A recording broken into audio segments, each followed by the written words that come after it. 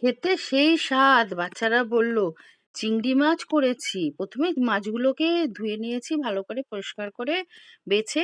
তারপরে নুন হলুদ মাখিয়ে একটা প্যানে তেল গরম করে মাছগুলোকে ভালো করে ভেজে নিয়েছি এপিট ওপিট করে। ভাজার পরে এইবার সব দুবারে ভাজলাম, একবারে হয়নি। ভাজার পরে এবারে একটা মিক্সিং জারে তোমার সর্ষে, পোস্ত আর টমেটো দিয়ে ভালো করে পেস্ট করে নিয়েছি। এটা হচ্ছে যার যার গ্রেভি যেরকম থাকবে সেরকম দেবে, চিংড়ি মাছ বুঝে। তারপরে এটাকে করে একটা কড়াতে কালো জিরে ফোড়ন দিয়ে তেল গরম করে ওই পেস্টটা দিয়ে ভালো করে কষে নেব। কষার পরে ওর মধ্যে একটু লঙ্কার গুঁড়ো, হলুদ গুঁড়ো দেবো, আর একটু নুন মিষ্টি দেবো। একটু মিষ্টি দিলে ভালো লাগে, চিংড়ি মাছ তো। আমি যেহেতু নারকেলের দুধ দিচ্ছি না, তার জন্য একটু মিষ্টি দিয়েছি, বেশ খেতে ভালো লাগে, টেস্ট লাগে।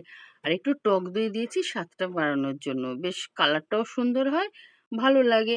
তারপরে যেই কষানো হয়ে যাবে, এইবার যেটাতে চিংড়ি মাছ ভেজেছিলাম ওটা ধুয়ে ভালো করে একটুখানি জল দেবো। জল দেওয়ার পরে ফুটে উঠলে মাছগুলো ছেড়ে দেবো। মাছগুলো যেই একদম গা মাখো মাখো হয়ে যাবে অমনি নাবিয়ে নেব। বেশ ভালো, এটা একদম শুকনো করব না, একটু গা মাখোটা খেতে খুব ভালো লাগে। এত স্বাদ হয়েছে, মানে আমি রান্না করেই বলছি, খুব ভালো লাগে এটা। এরম ভাবে করে দেখবে তোমরা। কটা কাঁচা লঙ্কা ওপর দিয়ে দিয়ে দিলাম, যে ঝাল খাবে একটু ডলে নেবে। এইভাবে করে তোমরা খেও, তারপরে আমাকে জানিও কেমন লাগে।